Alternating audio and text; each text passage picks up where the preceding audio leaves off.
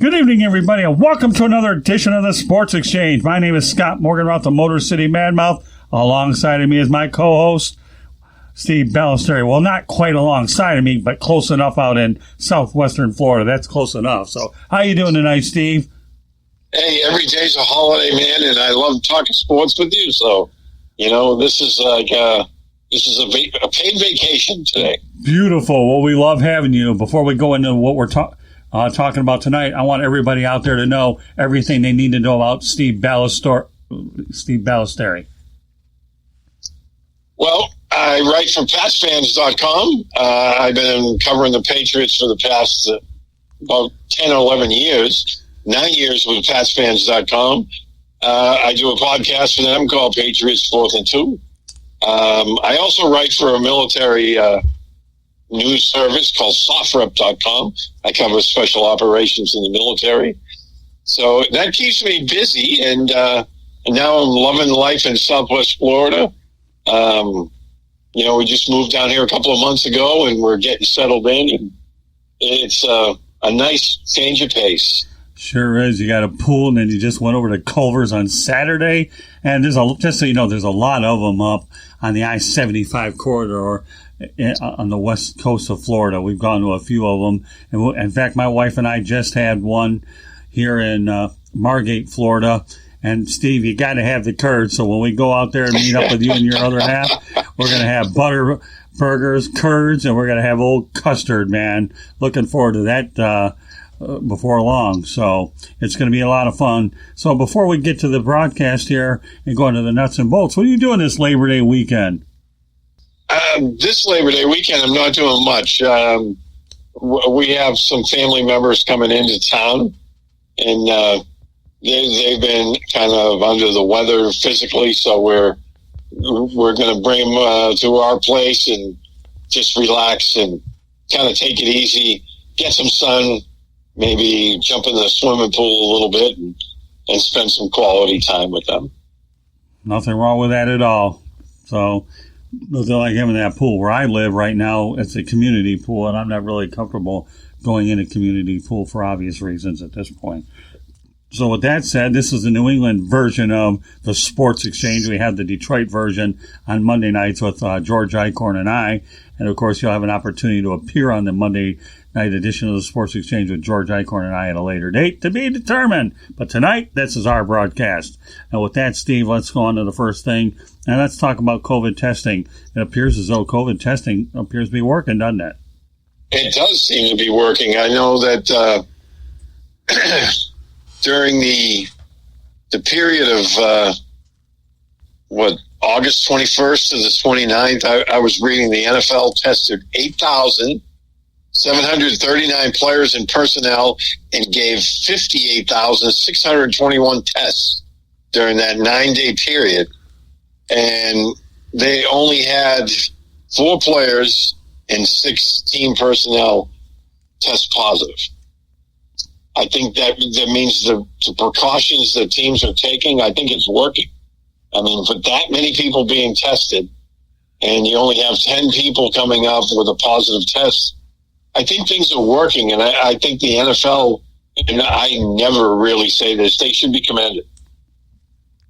Yeah, I mean, I got to tell you, I was definitely skeptical myself going in to the year knowing that you've got, so many players. They'll probably have, I think, what are the roster size going into this year? I think they're probably different this year than they would because you'll need extra players to take precautions. Is that correct? Well, each team still has 53. 53-man roster, but practice squads have been expanded to 16, and now teams are able to activate guys from the practice squad a lot more liberally this year. Before, you had to put them, on the active roster, and then, they couldn't go back without passing through waivers and stuff like that. I think this year it's going to be quite different. I think that if I'm not mistaken, during the game day, it used to be a 46-man active roster, and I think that's 48 this year, if I'm not mistaken. Right. So you're saying the practice squads are going to be expanded, more liberal, because let's face the reality, all it takes is one big outbreak and chaos is definitely in order. We've seen what's happened in baseball for sure. And, you always wonder what can happen with the NFL. I know the colleges will be another animal altogether, but let's face the reality, the contact and the physical nature of football. I wonder how long can you go into the season without a problem, but I'm trying to be more positive based on the fact that you're telling me that the COVID testing is working and it's working quite well. Yeah, I mean, I think you have to look at that, and with only 10 people coming up positive in that 10-day time period, with that many people being tested, and they're doing multiple tests, obviously, because they did like 58,000 tests. So I think you have to look at that. That's a positive, and the precautions that they're taking with the teams, the players, and the front office personnel, everything seems to be working, and that's a positive sign for the league year moving forward, and the season starting on time and in just 12 days, actually 10 days, and then 12 days with the first Sunday, league. And I'm looking forward to it. I miss football, and, with training camp changed this year, a week and a half goes by, and then Sunday it all starts, and I'm excited for it all. I miss football, and I can't wait. Yeah, but you're going to see it from a different perspective. You're going to be here in southwestern Florida watching it. You're going to be watching it at a sports bar. Do you have or you have DirecTV? Yeah, we have Sunday ticket. Oh, do you really? Yeah. So all right. Well, you talked about earlier about the Dolphins making a trade. It looks like the trade that they ended up making. Going over it right now, it looks like they traded Raheem. Is it Raekwon McMillan? Yeah, I really liked him. I mean, when he came out of college, he was one of the top linebackers. They took him early in the draft, and he never quite, even though he started quite a few games, he never quite reached that level that you were expecting him to. I mean, he's still a young guy, but with Brian Flores going to that 3-4 defense, he's not really a fit for that. And, his practice reps were going down. So they worked a trade, and it turned out to be a really good trade for the Las Vegas. I'm going to have a hard time remembering to say that. The Las Vegas Raiders now. Yeah, I think a lot of us will. You want to talk about the Las Vegas Raiders, you might as well talk about the San Diego Chargers, because that's exactly how long it's going to take for all of us to adapt. I mean, really. The Las Vegas Raiders. But I thought that was a great trade for the Raiders, who needed some depth at linebacker. They're getting a guy who was one of the top picks in the draft, and they gave up a 4th round draft pick, and they're getting McMillan in a 5th. I think that's a really good deal. So you like that deal for the Raiders, huh? I do. Because I always liked McMillan. I liked him as a player. I just thought that, he wasn't in quite the right situation for him as a football player.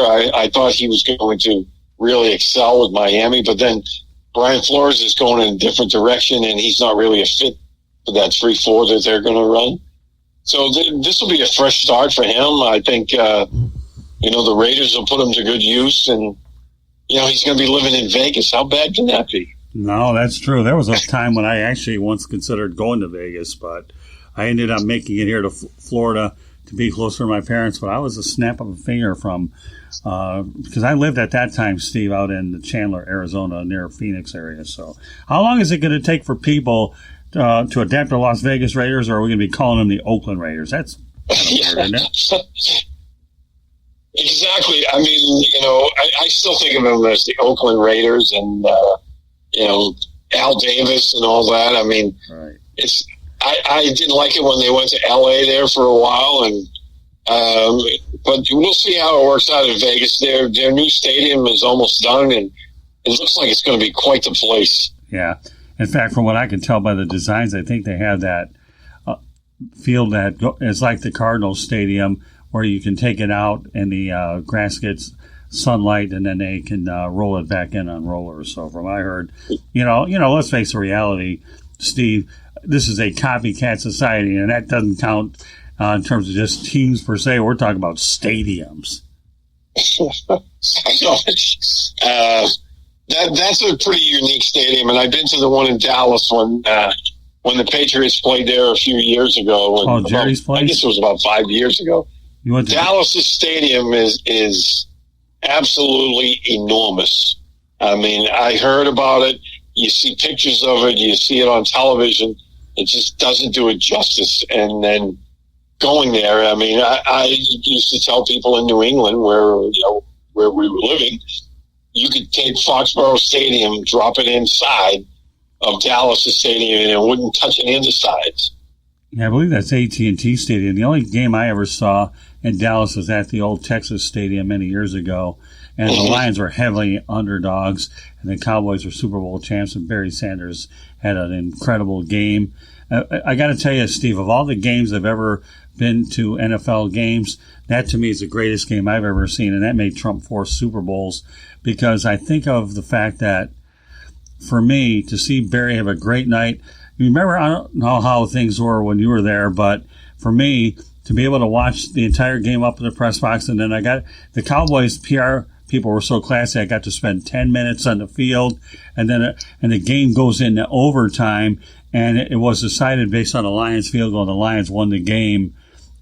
So I am hanging out with the Dallas Cowboy cheerleaders on Monday Night Football. It don't get any better than that on national TV, and the Lions would end up winning that game. Now, the only sad part about that trip, however, was former Lion Toby Castone and I talked, and then ironically later on in the early morning, he was killed in an automobile accident. So, but that was but yeah, AT&T Stadium I hear is a masterpiece for sure. So I can. Oh my God, that huge screen that's over the middle of the football field is the biggest.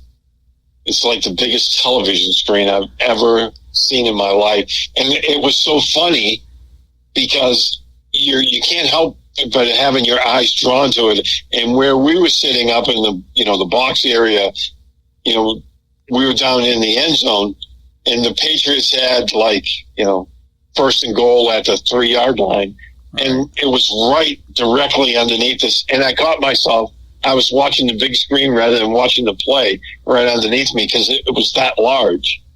And it was an amazing place. It really is. It was about 98, 99 degrees outside, and you walk inside, and it's, climate controlled, a nice 75, and, everything was just, it's a crazy place, Jerry's World. Yeah, do you think Jerry Jones is going to put together a dump? Really? Yeah. Well, when I was down there, that was, the same weekend as, the big OU Texas game and the Cotton Bowl and, the Texas State Fair. That was I spent a whole week down there. Did you? So, it was an awesome, awesome time. Well, I got to tell you, it's funny. I spent 4 days out in that area, and you're right. The Dallas metropolitan area is unreal. I actually had an opportunity, since it was a Monday night game, I went ahead and went out to Fort Worth and saw a TCU game over in Fort Worth. And it was kind of, I just bought a ticket outside. I was just messing around, and I enjoyed going. It was pretty cool. I mean, and then I ended up going over to the Texas Rangers, not the new stadium, but the, I think Globe Life Field, I don't know which one it was, where they had just built it. Now all of a sudden they built a new one less than 30 years prior, and they were tearing down Arlington Stadium. So much less the fact that I ended up touring the JFK, where he got assassinated right out in their area, and the South Fork Ranch. So, for a lot of those folks that have a chance to go to the Dallas-Fort Worth area, there's a lot of interesting stuff to see out there. So, I guess we could both. And I actually made it to the Cotton Bowl. Not one of the better neighborhoods in the world, but you can appreciate the history of the Cotton. But then again, some of these stadiums aren't really in the best of neighborhoods, and that one certainly wasn't one of them. But I could see where they had the state fairgrounds, and the Oklahoma-Texas game is definitely a great thing to see, although I've never done that. With that said, let's move on to the New England Patriots and the fact that they're in regular season mode. I love the fact that you were talking about the press conferences, Bill Belichick, and no bulletin board material. But let everybody know out here about the New England Patriots regular season mode from a guy that's seen it firsthand.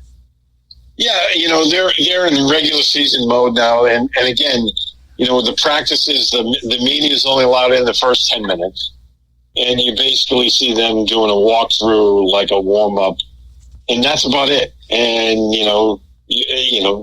so any kind of intelligence you're going to glean from anything is about gone now. The training camp's over.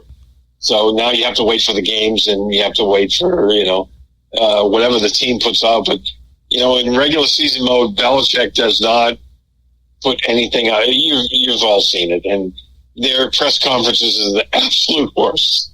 I mean, it sounds like everyone's saying the same canned response.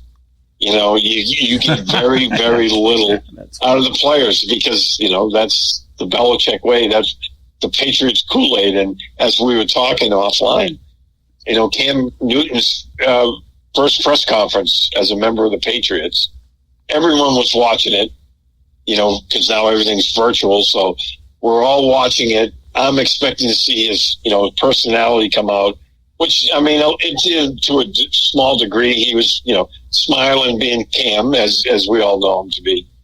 But, then he started talking, and I was like, oh, my God, this sounds like Belichick.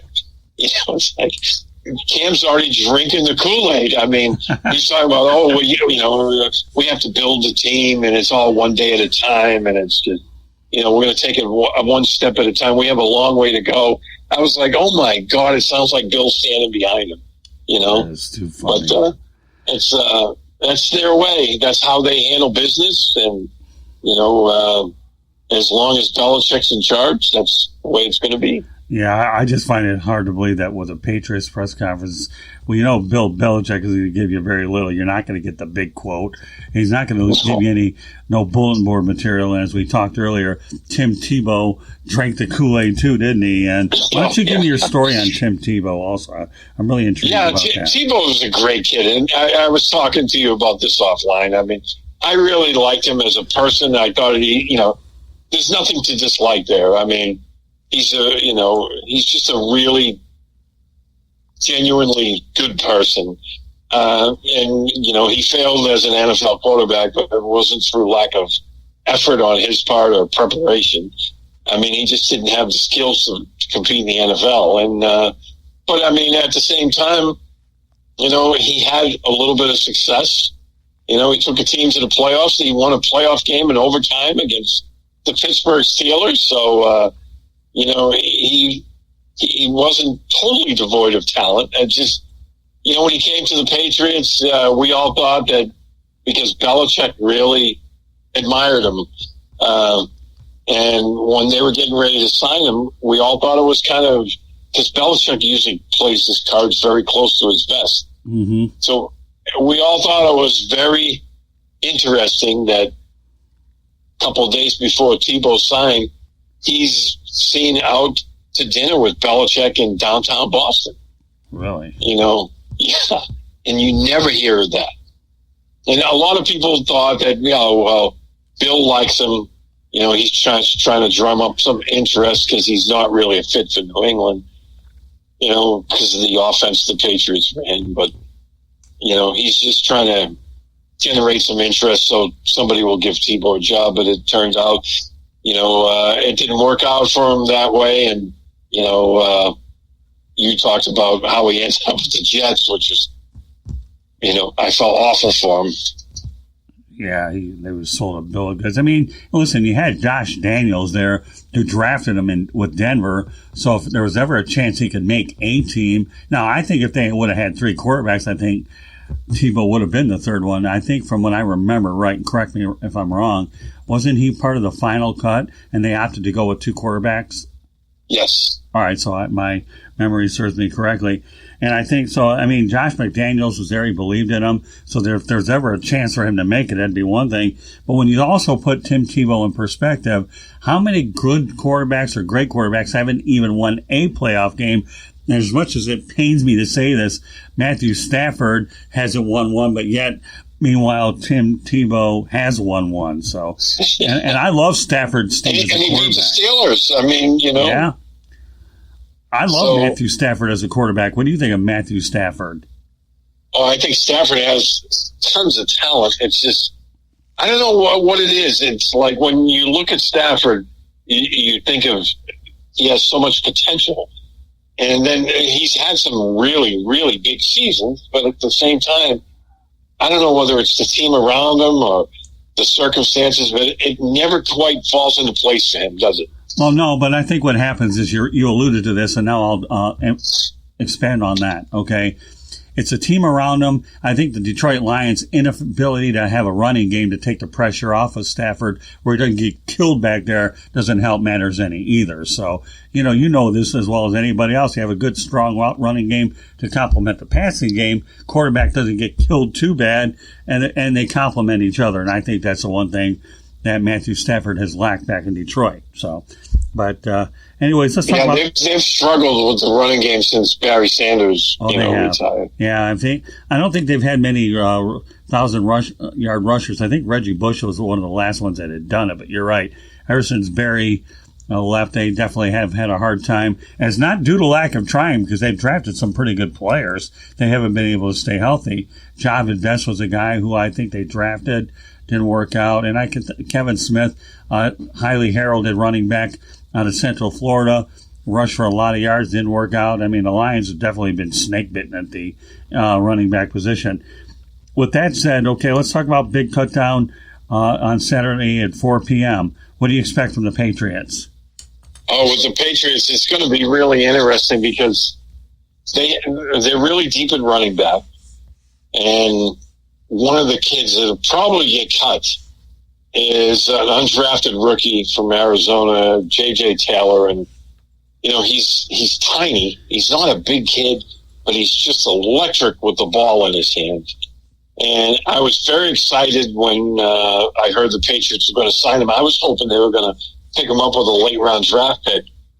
Just because I'm watching this kid, and then, through training camp, he's made the most of his opportunities. And the Patriots running back coach, Ivan Fears, he's been a coach, I think it's about 32 years now in the NFL. And almost all of it's been with the Patriots as their running backs coach. Ivan he's a great dude. He's a colorful guy, and he's a very, very hard coach to please. He's not one that gives out a lot of compliments. And he was talking about J.J. Taylor last week, and he was actually beaming in front of the camera. He had a big smile on his face, and he was mentioning a little Dion, like Dion Lewis, who they had a couple of years ago. So it's going to be interesting to see if they can sneak him through the waiver wire and get him on the practice squad, because I really like this kid. Obviously, everyone's talking about Cam Newton. I think it's pretty much a given now. Cam's going to be the starting quarterback against the Dolphins on the 13th. And then wide receiver, they still have a ton of questions. Julian Edelman's your number one guy, and he caught 100 passes last year, so I don't think anyone's worried about him. He's getting a little old, but he can still play. Right. But after that, there's a lot of questions. Their number one pick last year was N'Keal Harry. His season was ruined by injury. He missed, most of the training camp. He missed half the season. He never really caught on last year, and now it looked like he was starting off really well in training camp, and then he got hurt again. He missed some time. So it's going to be interesting to see if he can work up a chemistry with Cam Newton, because he's the type of wide receiver that Newton has traditionally liked. He likes those big physical targets out there. So it'll be interesting to see. And then, obviously Mohamed Sanu, they gave up a second-round draft pick for at the trade deadline last year, and he had a really big game his second week here, and then he, I should say there because I'm not here anymore. I'm down in Florida, but he injured an ankle, and he tried to play through the rest of the year, but he was clearly laboring, and he did not have a good season. So they're looking for him to bounce back. And after that, you have your second-year undrafted former defensive back who they turned into a wide receiver, Gunnar Olszewski. Right. Who had a great training camp. Initially, I didn't have him making the roster. I didn't think he would make it this year, but he's had a tremendous summer. Belichick's been raving about him. Even Stephon Gilmore, their all-pro cornerback, was talking how much Olszewski improved over the year. He's gotten bigger. He's gotten, he's not big, but he's gotten stronger. He's beefed out a little bit. He's gotten a little bit quicker. So, but then wide receiver is going to be a big question mark for them this year. Yeah, but I'll tell you what, that running back position, ever heard of Sony Michel and James White? They're good. I mean, And I'll tell you what, Sony Michel just came off of PUP, and Damian Harris, who they got from Alabama last year, he kind of had a redshirt season, which is typical for the Patriots running back. Yeah. He's had a great summer, and I wouldn't be surprised if he's the starter against the Dolphins. Well, James White, if you ever, when you talk to him again, just tell him, hey, why don't you come on down to Culver's with me? It doesn't make any difference. Because he's from... Well, he's a Wisconsin boy. So. Exactly. That's where I'm going with this, Steve. Yeah, he's a Wisconsin boy. All these Wisconsin boys know about Culver. He probably likes those cheese curds. Huh? Oh, God, yeah. Don't worry. Well, when Candy and I see you and your wife out there and on the West Coast, mark my word, we'll make sure you have cheese curds. Take that to Culver's. I mean, they're, I hate to say they're to die for, but they kind of are. So, and you're talking about the Patriots running backs, and they signed Lamar Miller. Now he was on PUP. He just started practicing this week. Yeah, and he was asked about the Patriots, his first impressions, and he was talking about the conditioning tests because they before players can start training camp, all teams do this. They have a conditioning test, but I guess the Patriots might be different than the teams that Miller played for because, according to Miller this afternoon, he said they asked him what his first impressions of it. He said, "I'd say the conditioning part. Since I've been in the league, I've never ran that much." Really? So they put me through some conditioning stuff, and that was really different. Yeah, so I guess they ran the heck out of them. Are those called gassers? Yeah. Well, they have a hill behind the practice facility. Oh yeah. And after practice, they run sprints up and down the hill, and the coaches run it with them. And one of the highlights was always watching, 69-year-old Dante Scarnecchia running with his offensive lineman up and down the hill, exhorting them on. And he's retired now, but Scarnecchia was he was such a great positional coach. And, he was another hard guy to please, but he would run sprints with his offensive lineman up and down that hill after practice. No kidding. Yeah. Well, let's stay on the running back theme while we're at it, okay, and talk about Leonard Fournette being cut by the Jacksonville Jaguars. Oh, my goodness. That definitely, the Jaguars got in the news, I think, for all the wrong reasons, to be honest with you. I don't think, there may be more to this thing than either of us know about, although I have sources up there saying that Fournette had differences with the front office. But then again, the Jacksonville Jaguars front office has been dysfunctional. Even when Tom Coughlin left, there have been a lot of problems. And general manager David Caldwell has not hit on a lot of his draft choices. But so with that said, Leonard Fournette being cut, where do you think could be some landing spots for him? That's a great question. And I know a lot of people are talking about, New England, but, they have so many running backs now. I just can't see them bringing in Fournette at this late stage. So, I'm thinking someplace else. And, I keep hearing Washington. I don't know whether Fournette would go there. I mean, if I was him, I wouldn't want to play for that team. Would you? No. Now that you asked. You know, I mean, I don't know. I don't think I'd want to play. It's such a dysfunctional organization right now. And you and I spoke about that in the past. And, oh, yeah. Yeah. I mean, you know, and their running backs coach just came out, the Jaguars, and said his release didn't have anything to do with lack of production. So they're leaving that door open, you know, that something was up with that.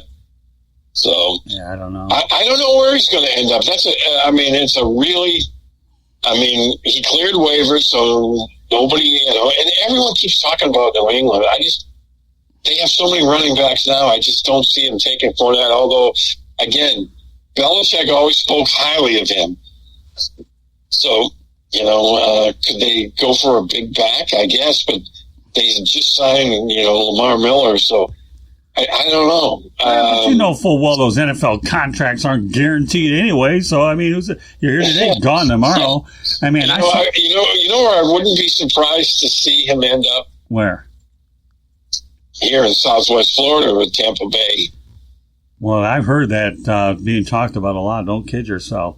I've seen Fournette. I love his running style. I love a power guy, and he's actually able to catch the football out of the backfield. So, you know, I've seen him get downfield. And another place that could probably use him and should use him would be the Pittsburgh Steelers. They were on the wrong end of some of his long runs, too. So, you know, if the Pittsburgh Steelers are out there and you're looking for a guy that if you can't beat him, join him, why don't you contact Leonard Fournette? I'm sure he'll definitely be willing to come up to Western Pennsylvania. But, yeah, I think you're right. Tampa Bay would be interesting. I think the Pittsburgh Steelers would be ideal for him as well, but we'll see. And I know the Jaguars say, well, we couldn't get anything for him. You know, well, sure. How the heck do you think you're going to get anything for him when you know you're going to cut him and somebody can get him? Yeah, they've been dangling him out there for a trade. So, right. You know. And you could tell that, you know, his time wasn't for long there. But I also heard the Dolphins might be kicking the tires on him. I know you have some contacts down there. Do you think that's a possibility?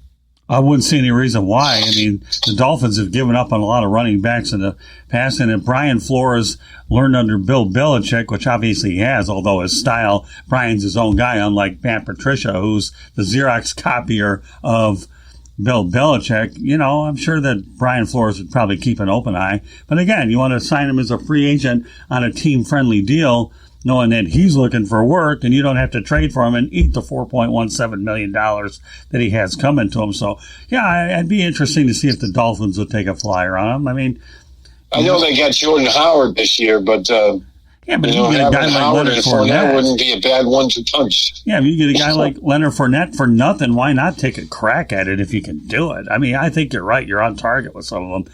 I like the Steelers, but the Bucs are a viable possibility. And, of course, the 5-hour drive from I-95 south, okay, you know, any of those would be possibilities. As crazy as it would seem, I'd love to see the Detroit Lions get him, but, you know, they've, because their running game has been inept for the longest period of time, but there's been no indication. So I guess we should know the next 24 to 48 hours, especially as teams start to cut their roster by, like you indicated, Steve, by 4 o'clock on Saturday. So I think he'll find a new home, but it is about the right fit. And hey, listen, if Fournette is smart, which I believe that he is, he'll be able to pick his situation now. Oh, yeah. And, you know, which team wouldn't really like a big, bruising running back? Like you said, he's a guy with good hands that can catch the ball out of the backfield. I always remember that 2017 AFC Championship game against New England. I mean, he was dominating in the early going with that. And he had them up, you know, because of him.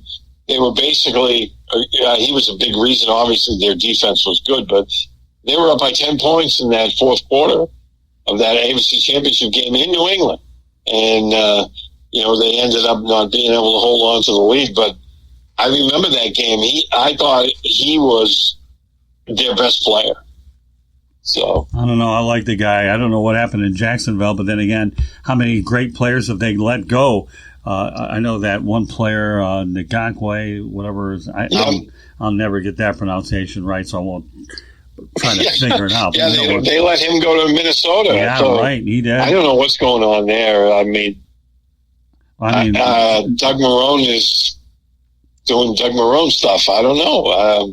I don't understand it. Like I said a couple of years ago, it looked like they were primed to be one of the forces in the AFC for a long period of time. And in a very short amount of time, that team has blown up, and those guys are all gone now. Well, Jalen Ramsey went out to L.A. to be with the Rams. I thought the Jaguars got a good haul of picks, but what you get pick-wise and what you turn them into is another story. And here's the interesting thing about the whole thing, Steve.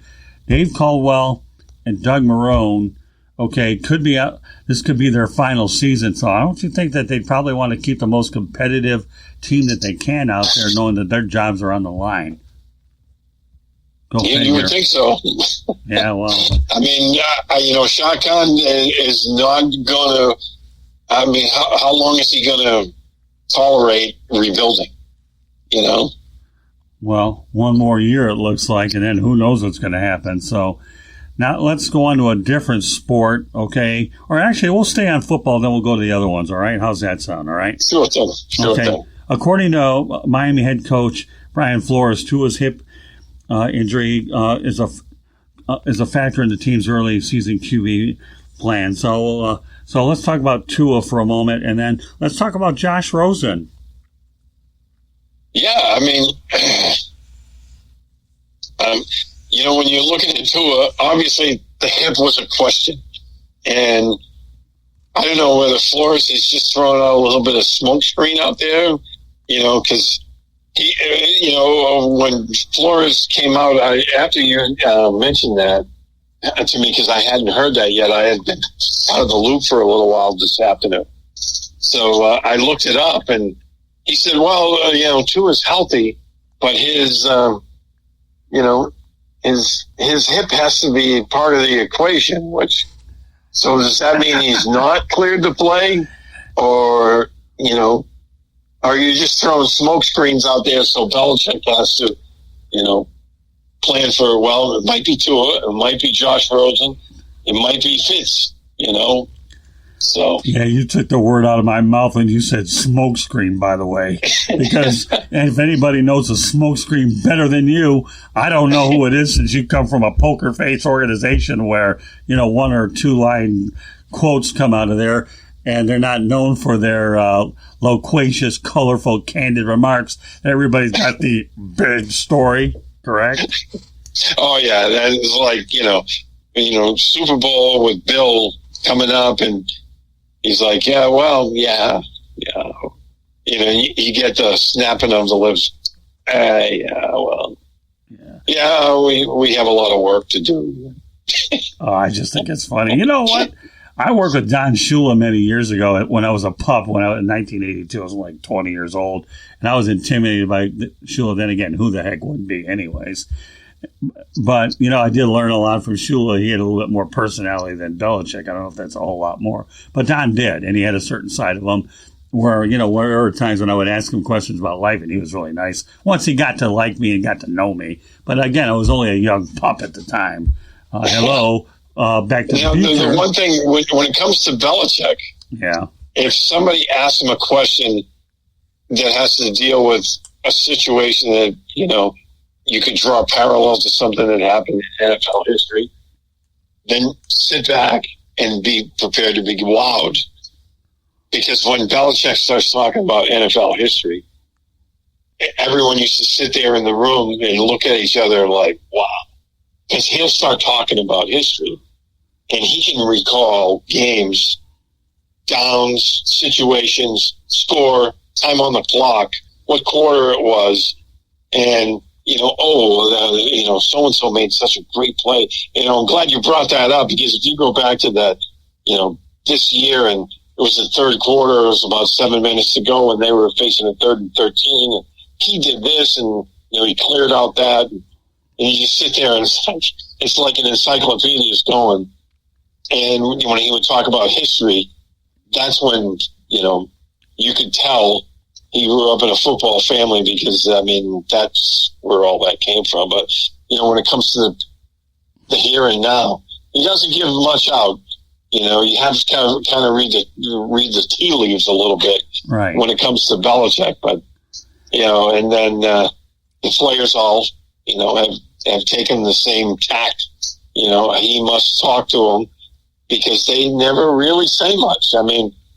Before a big game, you don't see any big quotes coming from the Patriots. Right. Well, if I understand correctly, that Bill Belichick's dad was a really big football guy. Is that correct? So that's where he gets a lot of it. Yes, Belichick grew up at the Naval Academy. His father was a coach and a scout there for 36 years. Oh, yeah. And that's where Belichick grew up. And his father had him breaking down film when he was 12 years old. Well, there you go. And by the way, I saw an interview when I was out in Dallas. I saw an interview with Roger Staubach.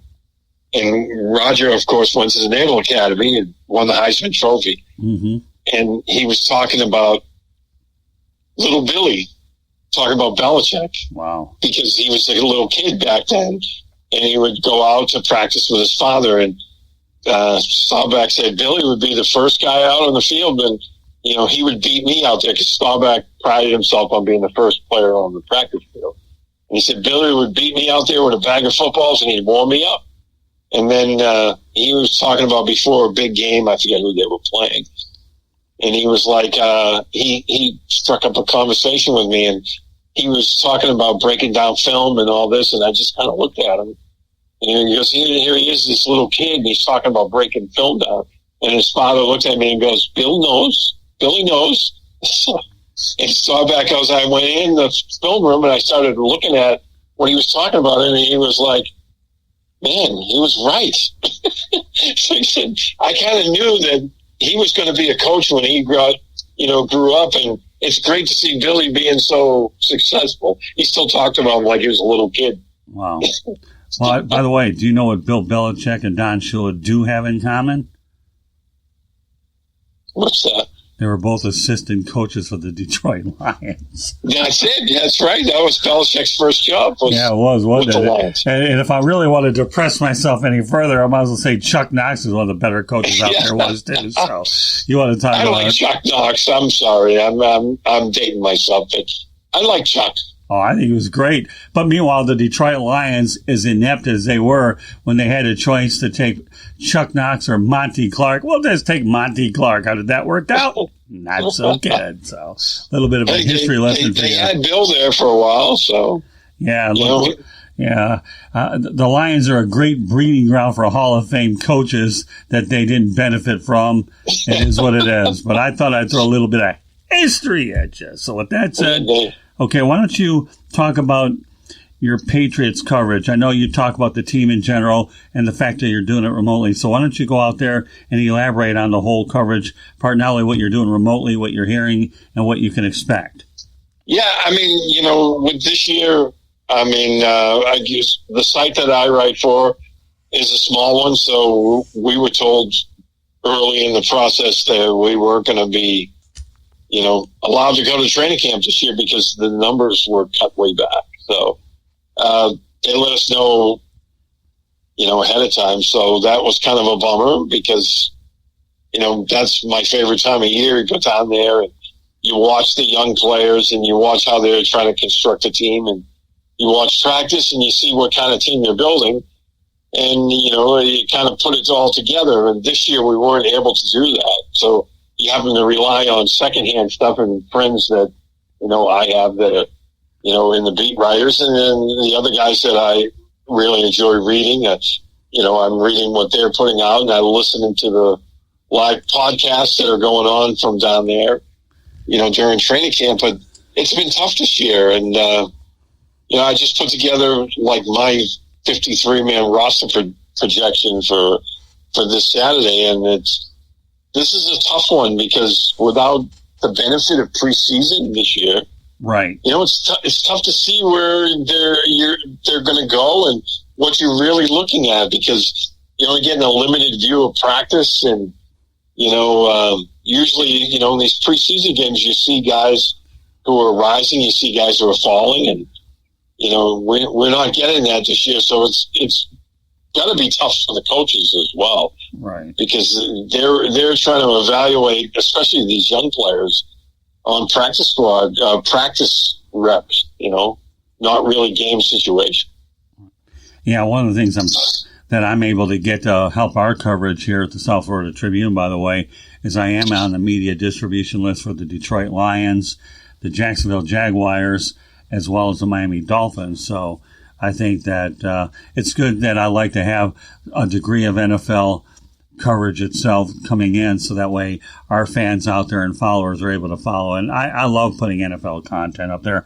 Plus, we're on the mailing list of the NFL, so that gives me the ability to share that information for those individuals for whom I'm connected with on social media. That works out pretty well. So, by the way, I said this would be quick, and I'm going to go ahead and back it up, okay?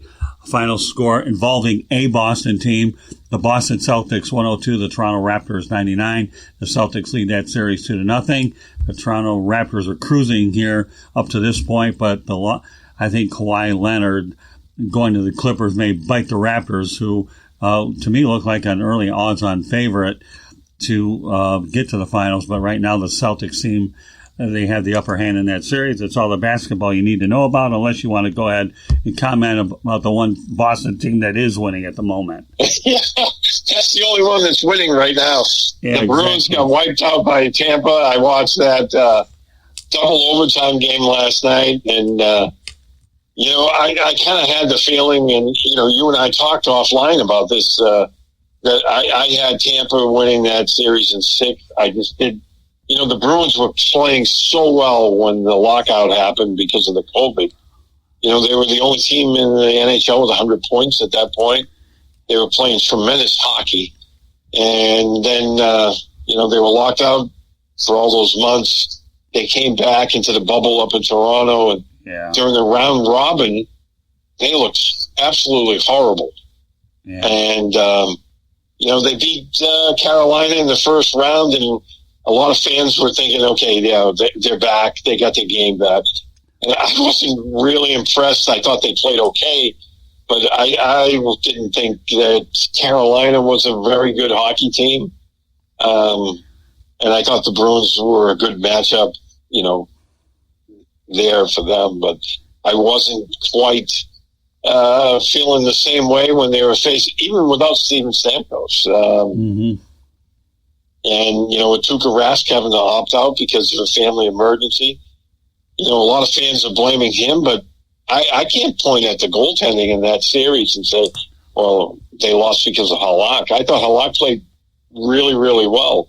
I thought their defense let them down, and I thought their top line really let them down in that series. So you don't think the Tuukka Rask departure really affected them a whole lot then, huh? No, I didn't. I didn't think. I looked at the way Halak played in that series, and there was one game where he let in a couple of soft goals, but the defense in that game was absolutely horrible. So that was the one that they got blown out in. I don't see having Tuukka there would make any difference whatsoever. I think your offense really wasn't producing, and. You can't win all these games 1-0 or 2-1. Right. Especially when you're playing the really talented teams, like Tampa, that can score even without Stamkos. So. Well, you are right. I mean, the Bruins were the number 1 seed, had this played out regularly, but then all of a sudden they don't look good in the round robin, and they go from the number 1 seed to the number 4 seed, which is an unfavorable matchup for them. Obviously, you saw where it ended up going. And I had the Bruins and the Vegas Golden Knights going to the final. Well, I still have Vegas left, but I don't have to.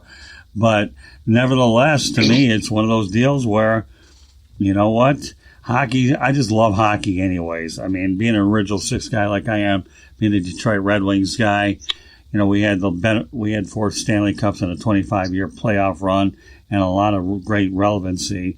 But, I love the original 6 no matter what. I just really do. And, I'm glad that even though the Red Wings are going through a rebuild right now, I still think it's great to see the Bruins, the Red Wings, Canadiens and the Maple Leafs in one division. Of course, then you have the Rangers, obviously, in the other division as well. So I'm an original six guy through and through between.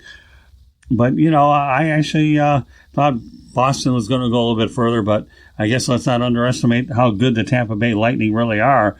And the likely matchup now, if I look at it, you may be looking at Tampa Bay and Vegas, a matchup that I thought could have happened last year, but the Columbus Blue Jackets had another thing to say about the whole thing as well.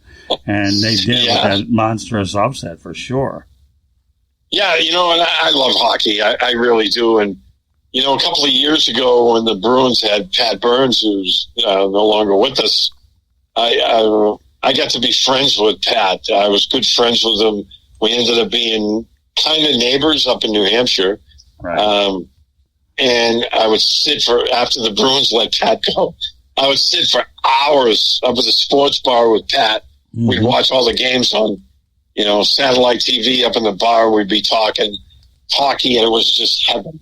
And then the New Jersey Devils hired him. And that's why I told him, I got to start being a Devils fan now, Pat, And he was laughing. But then, when he was down there, I got to go to a couple of games. Cheered them on. They ended up winning the Stanley Cup that year. And it was great because I went to a couple of the morning skates before a game. And he said, have you ever met Doc Emmerich? And I was like, no, but I'm one of his biggest fans. He's like, come on with me. So we walked over, and during the regular season, Doc and Chico Risch do the Devils games, and Pat introduced me to him, and I got to sit down with Chico Risch and Doc Emmerich and talk hockey for about 10 minutes. And I was in seventh heaven that day. And he's just a great dude, Doc Emmerich, and he's a tremendous announcer. He was doing the game last night with the Lightning and the Bruins, and getting to talk hockey with him for just a couple of minutes was, I felt like a little kid again because I was very excited. But, hockey is so much fun, and playoffs are great. Oh, yeah. And I think it's going to be an exciting Stanley Cup final, even though there won't be any people there. That's true. Well, you talk about Doc Emmerich. Thanks for bringing that up, Steve, because last year at the NSMA, National Sports Media Association Awards Banquet, I had a chance to meet Doc Emmerich and sat in with a seminar with him, took some photos, and then took another photo at the awards bank. In fact, I'll actually text it to you when I get a chance. I think you'll really like it. And you are right. He's such a classy individual, knows the game inside and out. And he's definitely an ideal hockey voice if I ever saw one. He really, really is. And Doc Emmerich, to me, is just iconic, is what he is. He's just, when it comes to hockey announcers, I think he's head and shoulders above everyone else. And, of course, I'm biased in that view, but I thought that a long time ago. And then when I got to meet him, and to see how down to earth he was, and he just loves his job, and he could have been polite and just kind of sloughed me off, and that would have been it. But he sat down with me, and we got to talk hockey for a few minutes, and and because he kept saying the game happened to be in Carolina, the Devils were playing the Hurricanes, and he was like, I don't detect a Carolina accent on you. And I was like, no. And he's like, Boston accent? And I was like, absolutely. So then he was asking me, how did you get to be friends with Pat? And I told him about, when he was with the Bruins and all that. And, we had kept in touch. And him and Chico Risch, they were just great people. And that's, one of them, I'm not... being a small part of the media, I've never been awestruck by most of the guys. When you meet them, I'm kind of awestruck by some of the older players when I was a kid. Right. I think if I met Jack Lambert or Terry Bradshaw, guys like that, Larry Zonka, I'd probably be in awe of them. Mm-hmm. But like the players say, even Tom Brady, Tom, I kind of put on a different pedestal, but I wasn't like starstruck by Tom. You know what I mean? Right. No, I hear you. Well, Doc But Emmerich is with Doc Emmerich, I was. Oh, yeah, well, and you he's should. only about 5'4". Well, you should, but I'll tell you what, when I met him and he would go over everything in that little seminar, he'd show us his big book and how he prepares for every broadcast. It was unbelievable. But he's a very down-to-earth individual. And by the way, he's from the Midwest, from the Ohio / I think he lives in St. Clair, Michigan, by the way. Oh, really? Yeah, from what I remember. So, yeah, that's where he lives now, but he's from the Midwestern area in Ohio and Michigan. But he's still a class act, and I'm glad that you even brought him up tonight. And I will find that picture, and I will text it to you. Mark. Oh, that'd be awesome. I wish I had thought to get a picture at the time. I didn't, and I wish I had it now. But when Pat was coaching the Devils, I asked him. I was like, one of the players I really admire in this team is Scotty Stevens. So yeah. Well, he was like, oh, he's like, Scott's a great dude. He's like, come on. So we walked back in the locker room. He was like, this is my buddy Steve. He's a bigger admirer of yours. And Scott got a big smile on his face. And so we started shooting the shit. And my wife took a picture. I'm sorry. I shouldn't have said that. Oh, I've done that. I don't care. No big deal. We were shooting the breeze, and my wife took a picture of us, and that's one of my, one of the guys that I really admired watching play hockey back in that era, because you talk about a tough dude. Well, don't get me depressed with the picture you didn't have. I can tell you how many I didn't. I would really be depressed from here until the end of time. I'm telling you. Back in the day, camera phones, if I would have had one back then, I could tell you how many photos I should have had. But, that's I told you so moment. Just kidding with you. But you know what I mean. But I'm with you. I'm with you all the way. I mean, but you're right. Doc Emmerich is definitely classy for sure. So we have one more team to talk about. Maybe not one you really particularly want to talk about, but that thing called the Boston Red Sox. And boy, I'll tell you what, Dave Dombrowski did a job on you guys. Won you a World Series. But boy, I'll tell you, the cupboard is bare, isn't it? The cupboard is so bare right now. I think I could go pitch for that team right now and not do any worse than some of their, their pitching staff out there. And they are terrible. Yeah. I'm actually surprised J.D. Martinez didn't get moved at the trade deadline. Chris Sale broke down, and the list goes on. If there's one person I feel sorry for in that organization, though, is manager Ron Renneke, because his team currently sits at 12-23 right now as it stands, and they're in the basement. And when you look at that division, the Tampa Bay Rays lead the Yankees by 4.5 games. The Toronto Blue Jays are 18-15. We call them the Road Warriors since they're considered the Buffalo Blue Jays. And you have the Baltimore Orioles, and then you got the Boston Red Sox. And I'm looking at the scoreboard right now, and the Boston Red Sox and the Atlanta Braves are tied at 2-2 in Boston at Fenway Park on the bottom of the fifth. The Red Sox have a man on second. Who knows how that'll turn out. But what are your thoughts about the fact that the Red Sox are down? They're not just down. They're really far down. You win your World Series, you buy it, you deplete the farm system, and now you're looking at a potentially long rebuild. They have a very long rebuild because they don't have a pitching staff. And, that's the one thing that Tampa was really good at. They developed a lot of really good pitchers. And pitching will get you through lean times when you can't score a bunch of runs. But and especially in the ballpark that the Red Sox are playing in, you can't afford to have pitchers that give up a lot of runs because that can quickly get away from you really badly in Fenway Park. And we're seeing that this year. I guess the best thing you could say about the 2020 season for them is there's only 25 games left because they are, I think they're the worst team in baseball right now. Yeah, well, you're right. It's only a 60-game season. Yet, if they finish as bad as they might get the top pick. Although, I don't know, will they because of all the cheating scandals surrounding? I don't know what the discipline was over there, but... I don't think that would interfere with that, but who knows with them. Kyle Bloom has his work cut out for him. Oh, doesn't he ever? Fenway Park is a bucket list. The cupboard, like you said, the cupboard is bare for them. Yeah. They traded away Mookie Betts. Chris Sale, as you said, broke down. Then they traded their closer. Hembry, he wasn't a great reliever, but he was reliable, and he could, give you innings all the time. And now they just don't have anybody there. And like you, I was surprised that J.D. Martinez didn't get dealt. Yeah, that shocked me a little bit, Steve. It really did. I mean, Fenway Park's on my bucket list, but being a New England guy, you have the next best thing over at JetBlue Park right down the street from me. I love that place. That was unbelievable going there.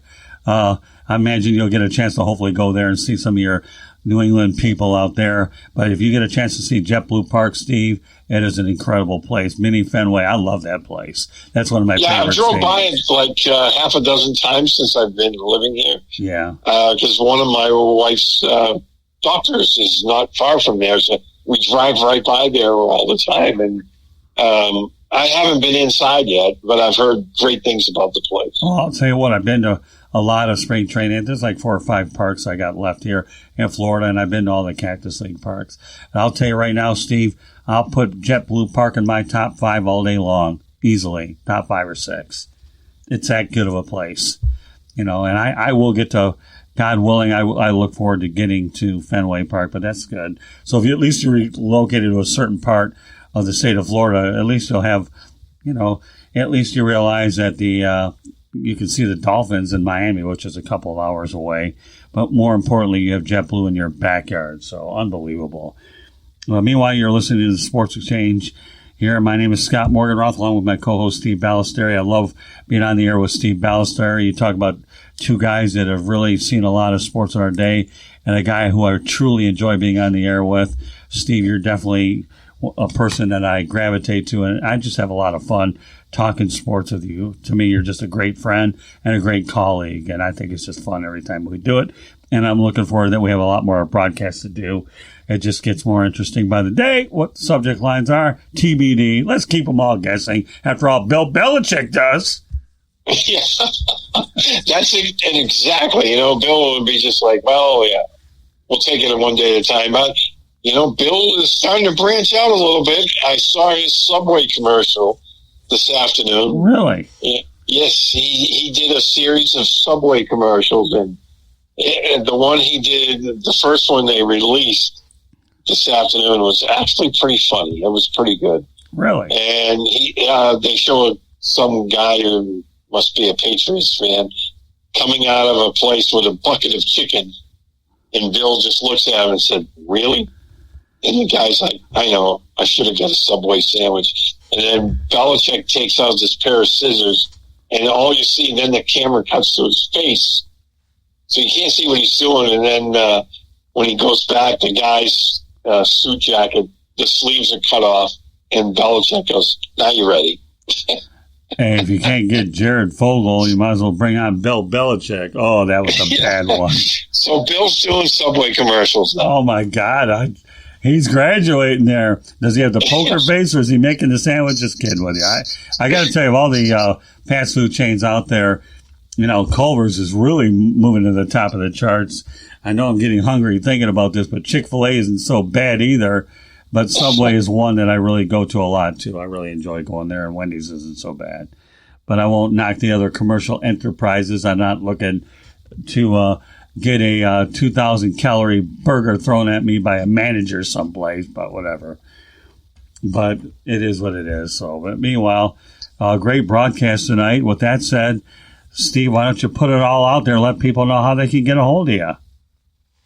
Well, thank you for having me once again. I always enjoy these, opportunities to talk sports with you. You can find me on social media, on Twitter, at SteveB7SFG. I write for PassFans.com, as I said. I also write for SoftRep.com, and covering military stuff and, special operations news with the, our special operations forces and those around the world. So you can always find me writing something about one or the other. And I look forward to the next time we get together. Hey, I'm like Apollo Creed. Stallion, I think it's something else. You don't have to worry about that.